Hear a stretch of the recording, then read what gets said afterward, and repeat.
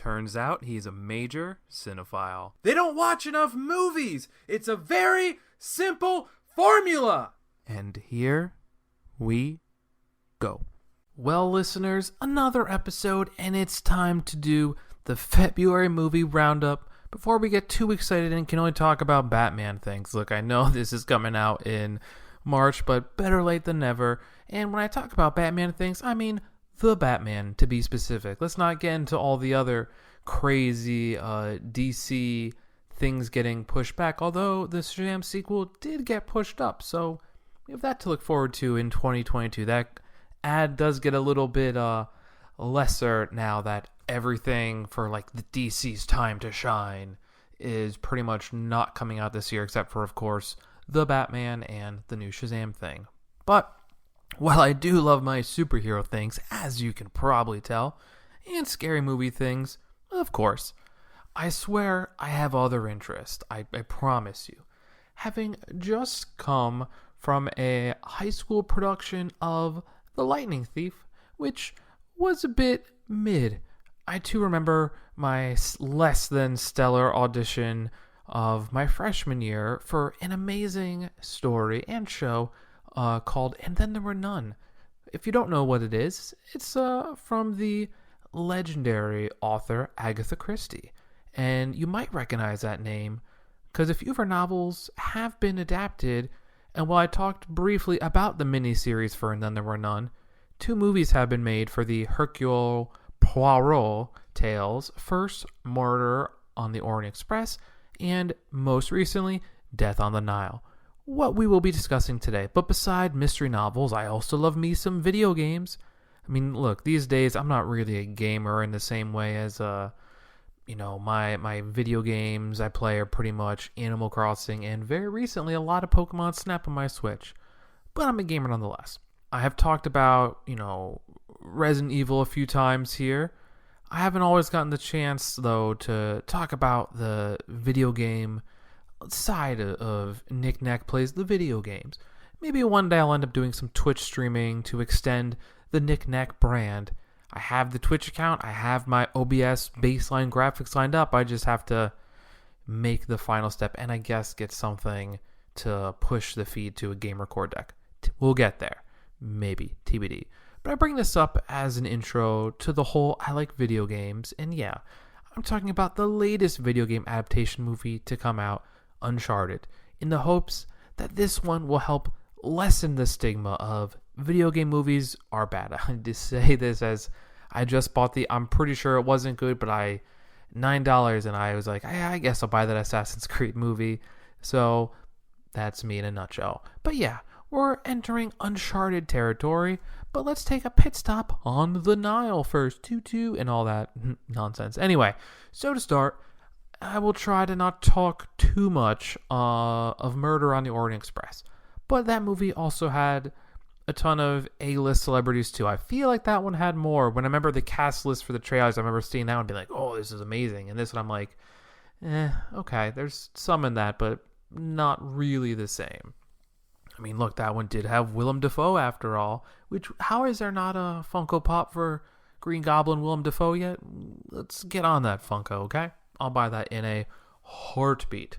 Also, if anyone wants to get me the Ghostface Funko Pop, I won't say no. That would be a lovely donation if someone wants to do that for me. Cool, thanks. So, this has some of those actors that excite you. I mean, Russell Brand, who did indeed take a picture down my shirt and tweet it, still a huge claim to fame at his Brand X show filming at the time. If you want to fact check that, you should definitely go to my TikTok, go scroll down a little bit, and you will eventually find the infamous everything. You'll find the tweet, the reactions, me, and the video of him unbuttoning my vested shirt at the time and doing the thing. So if you want a fun little trip down memory lane for me in 2013, I had no hair, shaved head, and no beard at all. It's a fun little time capsule for you. But other than him, Wonder Woman herself, Gal Gadot, and Jennifer Saunders, who I will always think of in Shrek 2. Other people are in this, but somehow that's really the main list. Her adaptation of Hero in Shrek 2 will always be sublime. But that's all I can think of. And I guess, of course, let's not, forget about Kenneth Branagh, who once again plays the role of Poirot to perfection the second time around. He truly is one of the more fun parts to watch in these movies. And these movies, if there's one thing they crush, it has to be they look gorgeous. That first trailer for Murder on the Orient Express looked great. And the cast, of course. But you have to like that. The Believer song was probably a little bit out of left field. Kind of the antithesis for the best parts of the 50 Shades of Grey thing. That super cool version of Crazy in Love. Perfection. Well, I may not love the first of these movies. And I did read that book too. This movie trailer did similarly. It looked good. Really good. It looks great from a visual standpoint. And I did not read this book going into it. Honestly, I went into this with tempered expectations. Look, I'll be real here. I expected that this movie would look good and pretty, but just not be a good movie. And while not perfect by any stretch, I think there was some improvements from the first iteration of these Agatha Christie adaptations. So if you stumbled into this movie just in the nick of time, like I did, you might think this is a random war movie, or if you hadn't seen it, maybe something with the prequel movie, like maybe you stumbled into a Kingsman series movie. But you didn't. Death on Nile is what it was. Throwback war things aside, there was a fun little trip up, a ruse about the mustachioed man being killed, actually not being our lead detective, and instead he had a little oopsie daisy, and that inspired him to grow his iconic facial hair. This movie does jump around a lot. Like, there's so many different settings, where the first one, pretty much the main stuff was all about the train, excluding an introduction to the detective at work. So we're in London here, and then they gallivant all over Egypt before actually ending up on the Nile, which takes a bit longer than expected, but does try to give a little more backstory to the eventual potential suspects.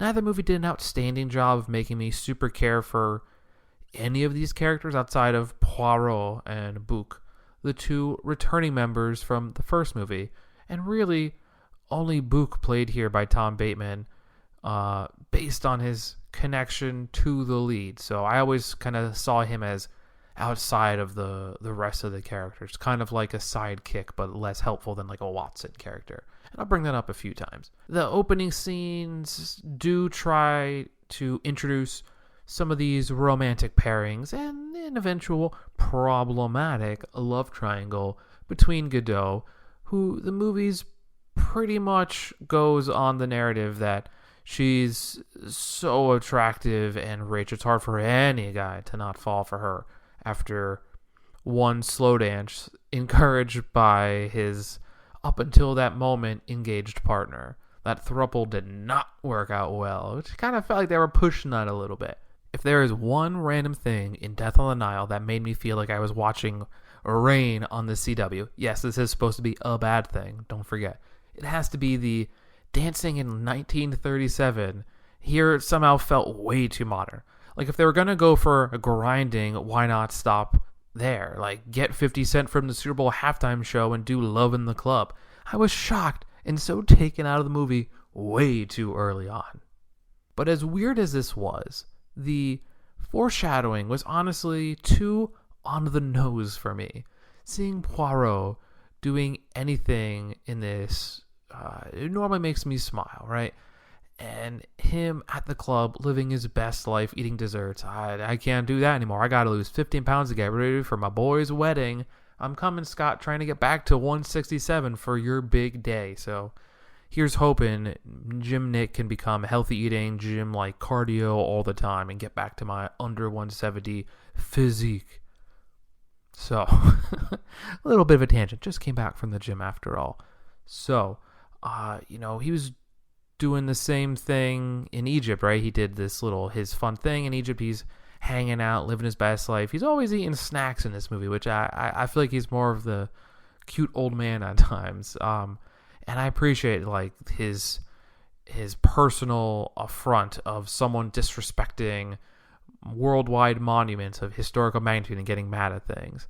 This was not only fun, more angle on who he is as a person, what his values are, but it's also a fun way to introduce Book, who does give a nice amount of levity and fun to the film. Outside of this, no one really stole the show like being introduced. The eventual chemistry of Sophie Okonedo as Solomon Alderburn and Poirot flirting was a nice touch to show that maybe he can settle down one day, especially in the prologue you saw in this movie of his romance that just didn't end well. I also felt like I kept waiting for Russell Brand to do something more. Maybe that's just because that one time he took a photo down my shirt.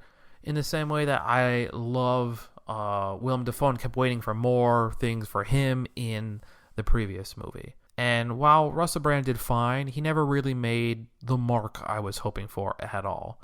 Now, Gadot was a focal point of this movie early on, being the target for the mystery and the eventual first casualty. She was the Johnny Depp mobster role of the last movie, but of course, more sympathetic. I didn't know a ton of the other remaining members of the love triangle, but Emma Mackey, well, as she gets more time to play in the creepier stalker aspects of the role, I feel like she kind of grew on me to add a little more to this movie. She's newer in her acting career, and I hope she gets even more time to work with maybe some of these darker roles. You know, I'm always looking for the next thriller, scream queen kind of character. Like, Elizabeth Moss has done some great stuff, so I'm always curious to see who's next to come. Fingers crossed Keke Palmer can kind of keep that train going. You know, she's had a couple roles in that genre, a little more on TV, but after the trailer for Nope that came out in Super Bowl, I'm excited to see what she can do in the genre with, of course, the master of new exciting horror, Jordan Peele, on the scene. Back to this movie. I think once we get past the parts of, the brief intros and kind of some of the interesting stalker things do get a little bit more mystery movie formulaic. Nobody can be trusted, but yet we're still all going to go on a trip together. Like, if that was me, I just don't go on that trip. Cheese Louise, am I right? Cheese Louise, because I'm a Wisconsin guy, so I feel like, I gotta mention cheese as often as possible, right? It's just part of who I am now. This is me now, as Gene Belcher would say. I feel like the Egypt setting never really mattered a ton, and, I get it. It's called Death on the Nile, not Death in Egypt. And it kind of feels at times like how Jason eventually goes to New York in that Friday the 13th movie, but most of the time is on the boat. It's Jason on the boat stuff. While in that Friday the 13th movie, the boat stuff is probably the least exciting. You want to see him play around in New York. Here on the Nile, let's not be in denial. I think it gets better once they're on the Nile.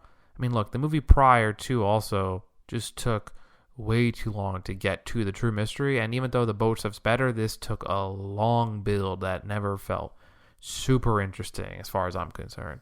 Look, this movie looks great. I'm going to say it time and time again. And even better when it's on the water. I guess the Gal Gadot line, and you know the one I'm talking about, is the epitome of this movie. We have enough champagne to fill the Nile. Like, it's kind of goofy. It's nice to look at and see, of course, but, it's kind of over-the-top goofy. I do think it's wild that there is, not more concern with the crazy stalker lady who clearly has a gun being on the same boat. We knew this was an issue, but somehow no one really does anything about it. And I guess that they're like, oh, well, maybe it only happened because Poirot got drunk, but that should not be your only line of defense. And while Gadot isn't the first person to get shot, she is the first person to get got. Much like, once again, Depp's character in the train mystery murder. Also, there is a private eye love mystery that at times feels a bit tossed in. And like I said, I don't know the book. I'm sure the book is good. Let's be real. I feel like I liked the book version of the Murder on the Orient Express. It probably was a little better than the movie. Maybe I'm just a sucker for one of her amazing books, and I'm just thinking other things are good. maybe unbiased. Like, a lot of things are happening in this story, and at times, none are particularly exciting. But while the mystery stuff in Orient Express is at times a bit bland, with the eventual reveal that they're all working together and like everyone's the killer of this one guy and no one else is truly at risk, at least here there are some what seem like true stakes. The interrogation scene truly reminds me how disinterested I am in almost every character in this specific tale of mystery outside of like the main few. It sounds like I'm super down on this movie, and at times, yeah, I am. But it is better than the last of these, and is fine at times. But like just fine for the most part. You can see it once, be happy, and that's it. But if there's one part I do like, when we start, axing off some characters, probably the saddest part and most shocking of the whole movie had to be the death of Book, who, like I said, one of the few recurring characters and one of the only friends that Poirot has. So yeah, like things got personal, like a lesser, but it still kind of feels like it's that Sherlock lost his Watson a tad. After this, we get to the, standard detective who is a killer with a ton of fake outs prior of, oh, you're guilty of something, but not the real thing. But what about this? But not that. But this. And then eventually we get to who it is. I knew the stalker girl had to be somewhat a part of it all, but there were some surprises about it, with the original couple being a sort of, dare I say this too cheesily, but I am a Wisconsinite now, Bonnie and Clyde, right? This couple on the prowl, and I guess that's always going to be a little stereotypical of couples in crime. You're always going to think Bonnie and Clyde. The end is kind of what you'd expect from a movie with love-struck murderers who get caught. There is an act of passion, don't get taken alive. And at least the end is kind of fun, with Poirot ending his story with a flash forward showing him without facial hair, which is always a little weird. He's fallen on hard times. A nice juxtaposition to the same bar he was in the beginning in London, where everyone's all about him, and now he's just some guy. And he's attending a concert of, the older woman he was crushing on. And it's a nice little uptick at the end. So in short, better than expected, but also kind of what I expected. Looks nice, a few surprises, but at the end of the day, just okay. But yeah, if they make more, I will absolutely do this all again, and I will hope that eventually they do a story without Poirot, and they really make a really good movie for And Then There Were None. I think a really good movie that could pair, look, I love that miniseries with Charles Dance, Bern Gorman, and so many more, like, amazing British actors are in that, and I think if they made a movie that, I think people would lose their minds. It would be like a old-timey, like there's some Saw elements, and I hate Saw with a passion, but it's palatable enough in this world, just like some of the Batman things, where I did see the Batman as I'm recording this, so I'm not going to talk too much because that is coming next episode, which might even be next week, so we'll get there. But I think people, if I can say anything about Agatha Christie, this is fine. Definitely go watch that miniseries for And Then There Were None if you can find it somewhere. I have not been able to find it anywhere. I own it, so that's something at least, but it is not easy to find. And go read the book if you can. It's a really good book.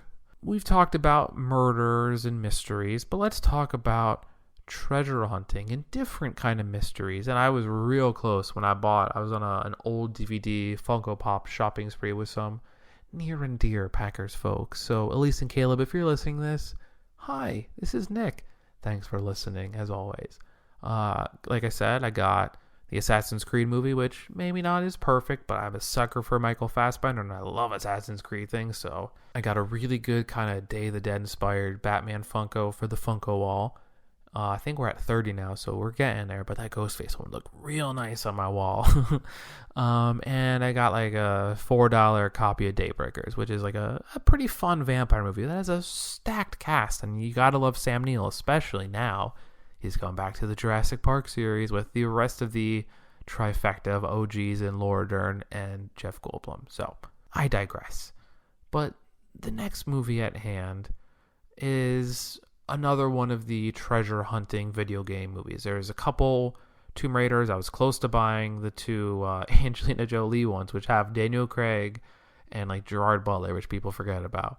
They're fun, but not good. They're probably in the same vein as those like first 6 Resident Evil movies. Although I will tell most people, I still really do think the first 2 of those are very good enough for me. And I do own the new one now too, and I'll have to remember if I think that one's as good as I thought it was. So, she's one of the OG treasure hunters. You got Indiana Jones, of course, in the movie world, but video game people will know all about Nathan Drake.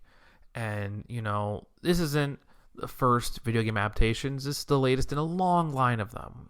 We have more coming in the TV realm, more so with another Resident Evil with Lance Reddick, which I'm pretty excited for, and another Naughty Dog property in The Last of Us with Pedro Pascal, who continues to crush it in like everything he's in. Both he and Oscar Isaac are 2 actors that are quickly becoming like have to watch them in whatever they're in.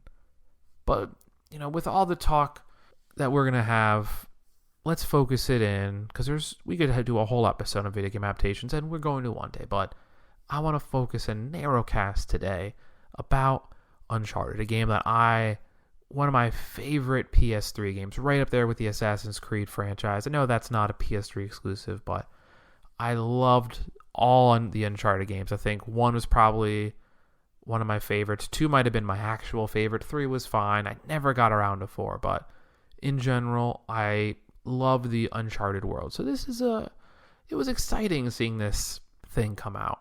Like when it was announced, the idea of an Uncharted movie, great. Tom Holland as Nathan Drake, I'm sure everyone was a bit shocked. No one was probably like, they got it in 1. That's the one.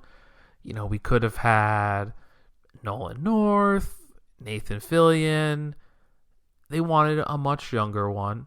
Let's not forget, not that this would have been the right cast, but Brendan Fraser also contributes to the treasure hunting world because of the mummies, and he is very good in those. And I really cannot wait to see his Firefly in that Batgirl. I think it's a movie now. So, they wanted a younger Nathan Drake, and it could have been even more up my alley. And yeah, I think it works, but it could have been more what I was looking for, and probably a lot of people with a Nathan Fillion-esque actor. And when you have your Nathan Drake in the Uncharted world, of course, another important actor you got to cast is Victor Sullivan, the kind of surly but fairly lovable mentor type with a great mustache, fantastic, vibrant shirts, and a love for seemingly terrible cigars. And his actor was Mark Wahlberg, which I'm sure was not anyone's first choice when they envisioned what they would cast in this. And I think I didn't really have an exact one in mind. Someone said Bryan Cranston, which also I was hearing his name when they were doing the Lex Luthor for the Batman Superman, which also would have been great. Big fan. Who doesn't like Bryan Cranston? He's been great pretty much as anything, right? Post Breaking Bad. You could just see him as that kind of villain with cool, calm, collected, and kind of manic elements at times. But, the thought, I guess, was someone older who has that humor streak, but, Mark Wahlberg, like Matt Damon and Ben Affleck, are always a bit hard to believe in certain things. Both Wahlberg and Holland did fine, but it was clearly not what people expected. Let's get out of the way. Antonio Banderas did not add a ton to this movie at all.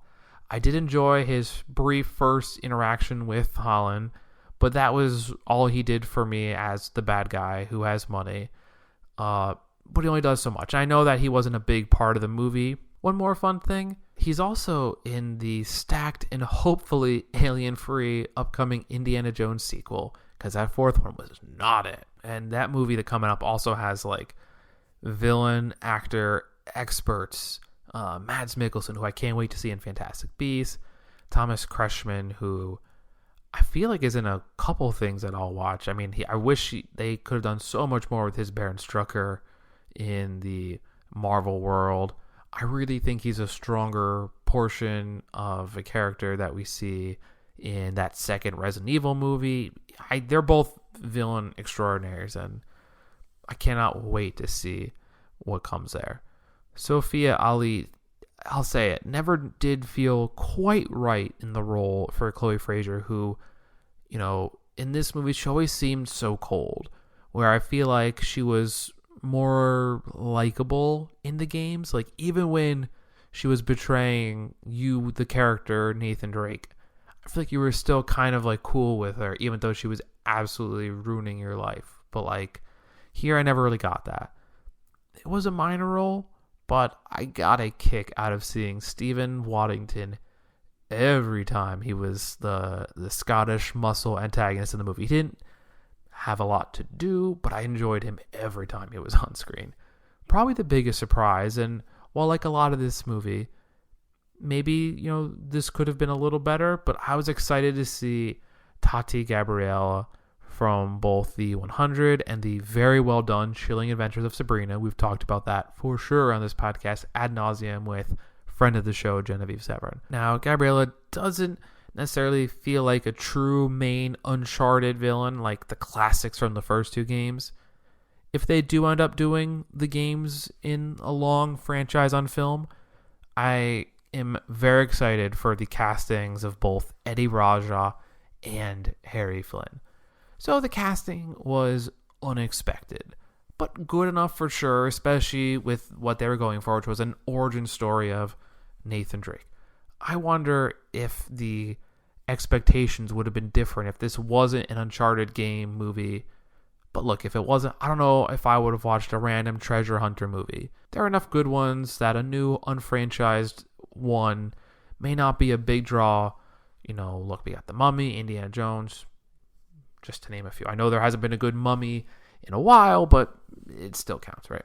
We can always hope. And that's a big part of this franchise as kind of a hybrid of those two. Not unlike Tomb Raider, which has had a few goes at the video game adaptation, which are all somewhat fun to watch in their own respective rights. But we will get into that soon enough about the differences and omissions from, the game Uncharted and the movie Uncharted. Now, remember, this is not an exact retelling of a game, or at least as I've played. I've only gotten 1 or 3, never got the PS4 or 5, and went straight to the Switch for Animal Crossing during the COVID pandemic life. So, to the movie at hand, it starts off almost immediately with the same as, the second and third games. There's a flashback, or kind of drops you off in the middle, I guess, of a scary moment that is, in this case, near identical to the third game, being up in the air, trying to get back onto a plane with cargo flying all over the place before we see the beginning. So yeah, it's kind of a fun start, but remember, this is a difference to how they went about this movie versus, Resident Evil Welcome to Raccoon City, which pretty much is trying to retell an abridged version of the game. And there's some differences, of course. But for the most part, this is trying to be its own thing with the same licensed property and characters. So I never really knew a ton about Drake's brother. That's a character that was introduced in the fourth game, never got around to it. But here they introduced him early on. Really, the games didn't touch on Drake's past too much. The third had him stealing from a museum early on, which is to a part of the story here, trying to find some treasure or whatnot. Treasure, archaeology movies, all will have some form of this, obviously. Now, I do love the little touches that, while obvious, are nice to see in visual form, like, a special ring from his great ancestor, or not, depending on how you want to play the game, of him being related or not to Sir Francis Drake. But, the sick Parvis Magna thing on there, like I said, nice attention to detail. I do feel like these touches are more what makes fans of the franchise and those uninitiated overall. Not blowing the doors off anything, but gets the job done. I know I just bought it, but it's unlike Assassin's Creed, which, look, I love Michael Fassbender in a lot of things, and his great cast. They cast that movie well, Jeremy Irons and more. Look, I love Michael Fassbender, and I love those games more than pretty much anything. And I'm going to rewatch it again now that I own it, but I'm pretty confident that the real world animus angle was not it. And as the video games went on, I feel like they always kind of went away from the more like random business, everyday, modern day things, and went a lot further into exploring cool time periods and jumping off buildings and Assassin's Creed stabbing people with little wrist blade things. Just what it is. But we'll get into that and more video games in the future, hopefully, especially now that I own it. So, I don't think the partnership works well enough necessarily between Holland and Wahlberg. He doesn't always scream true Nate and Sully. And look, you could say, well, they're still developing it. They're just meeting each other. But it's fun enough with the level of mistrust. The old person jokes, which only make so much sense with Wahlberg not being that old in contrast. I mean, he doesn't look very old, right? You probably guessed it, but there will always be some sort of, hey, is that Spider-Man when watching Tom Holland as Nathan Drake. It's not so far off, but it's not quite right. Still fun, but just not the same. They honestly make Sully in this a little more villainous than I expected. Sure, he's a bit unsavory, but you know he has Nate's back, and that was like a weird, darker turn. Sort of the vibe I got when I watched the latest Mortal Kombat movie, and like Sub-Zero being the main villain ninja instead of Scorpion, who was like almost one of the main heroes. That always struck me as a little odd. But I do love the heist moments. You know, those are once again not always Uncharted, but fun. They do get the like dumb luck stunts down pat with Nathan Drake, a staple of his character. Especially when you realize, and I always thought this was a cool discovery, that his hit meter in the games like isn't him healing from bullets. They try to make it realistic. He's not just getting shot up with bullet wounds and just sucking it up. It's like his luck wearing down, and as he gets in hairier situations, eventually his luck will run out and he'll die. Neat, right? The brother angle I can't speak a ton about without having the game experience, but I'm still iffy on his importance in the movie being felt but not seen. I don't know. It more felt like one of those MacGuffins, like Private Ryan and, you know, the Saving World War II movie. So I like that first stealing scene, and like I said, it has the best Antonio Banderas part in the movie. His banter with Tom Holland was just fun. You know, stealing gold crosses, fisticuffs, betrayal, fun and visually exciting. And the intro to Tati Gabrielle's Braddock with, you know, a little light flirting. It's all fun. But once again, they made Sully a bit more of a greedy dick than he probably needed to be. And the lack of the mustache for almost the entire movie. Come on, man. So, as a games fan, the only way I know how to do the review of video game movies. The first game had Nate, Sully, and Elena. The second added Chloe Frazier to the mix, played here by Sophia Ali. And the same way Sully was never as likable as I feel like he should have been, eventually I grew to like Sully enough. Not as much as I felt like I should have, but enough. I never really felt that way with the movie take on Chloe. Like, she too seemed like more of a dick here than in the games. She did her own stuff, sure, but she was always likable. Here you didn't get that vibe, or at least I didn't by the end of it, really. The game adaptation was close, and it doesn't have to be exactly the same thing, but some characters, franchise characters, were just off the mark a bit. That might be a trend. Look, the backstabbing nature of treasure hunting, it's a part of National Treasure, of course. Look, we're talking about the first National Treasure, not the second. You know why? Because the first one has Sean Bean, and that's why the first National Treasure is good, and the second one is just not as good. Because no Sean Bean, for the most part, means you got a bad movie on your hands. That's just the facts. I'm not making it up. That's just what it is. But if you know anything about that movie, and treasure hunting movies in general, people turning each other and getting greedy, that's all the part of that. And the irony of, you know, Banderas having his dad killed by Braddock and then getting killed by her himself, it was a fun twist of fate, especially during his, like, self-important monologue. I do have to say, Tati Gabriella was pretty quality overall in this movie. Could have been a little better at times, but I think she has to be probably one of the more redeeming parts of this. You know, more just above average action flick that I'm on the fence about buying a hard copy of. Not like Scream 5, which I can't wait to own. But if you have yet to see it, you can watch it now on Paramount Plus if you have that streaming service. Friendly PSA for y'all. The action set piece moments here were always pretty strong, and the tension was good. The scenes with Wahlberg having to fight Braddock while, Holland is drowning, there were some weird humor moments sprinkled in, like, fighting in a pizza place and a nightclub. Those felt a little out of left field. Now, of course, the big action moments were just a rip from Uncharted 3 with the plane and crates teased in the beginning of the movie, just like the game.